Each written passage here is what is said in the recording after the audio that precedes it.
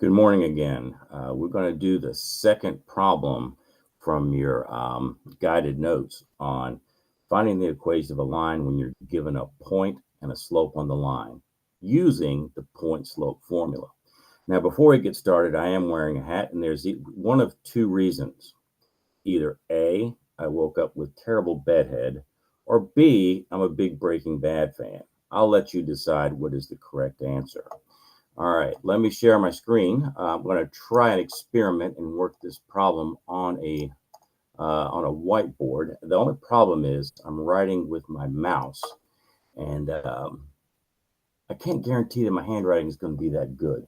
But we'll give it a shot, and we'll see what's going on. All right, this is the table on the. This is the second problem on your guided notes, and we need to do two things. We need to find the slope, and we need to identify a point on the line. All right, let's see. Let me choose this pen here. Which one is going to make me write the neatest? We'll try that one. All right, so to find the slope, remember slope is rise over run. Rise is how much does the y change? When we go from here to here, the y goes up by 4. So the change in y, remember this is the symbol for change. Ooh, that's not bad. The change in y is 4. And the change in x from here to here, the x goes up by 15.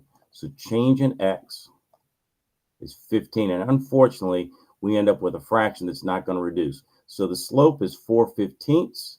And let's see if I can write that in this blank here. 4/15.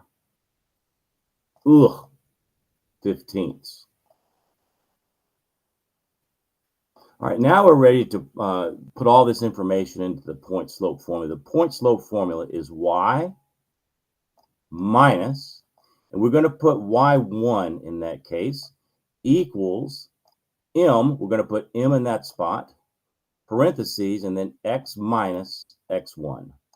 All right. So remember when I put check mark, we got a check mark here. That's y1.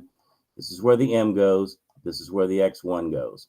And let's see what point I'm going to use. I'm going to stick with the smallest numbers possible. We're going to use this point. So 30 is my x1, 23 is my y1. So let's see what we got. Y, I'm going to use 23 for y1. Whoops, that's supposed to be a minus. Let me see, erase that. All right. All right, so y minus y1, y minus 23 equals 4/15. There's got to be an easier way to do this. 4/15. I'm going to find 1, 2. Might cost me money, but I'm going to find it. 4/15 and then x minus 30. All right, now to get into slope-intercept form, we're going to have to do two things. We have to distribute. We have to move that 23 to the other side of the equation. Now let's distribute. Now you can distribute on a calculator if you're not comfortable with fractions. It's not as bad as it looks. All right, y minus 23 equals 4/15 x. You know what's funny is I think I have a touch screen. I'm not using it. 4/15 x. Now 4/15 times 30. You need to put the 30 over 1 and then cross reduce if you can. And it turns out to be 8. Now I'm going to add 23 to both sides. 23 to both sides. And you're going to get, let me write the final answer up over here.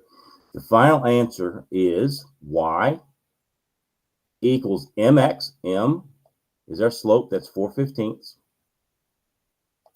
4/15 x plus our y-intercept turns out to be 15. And we got that using the point slope formula. So that's example 2 from your guided notes. All right, so you are now ready to complete the practice problems for this section. And I may tell you the answer soon why I'm wearing this hat.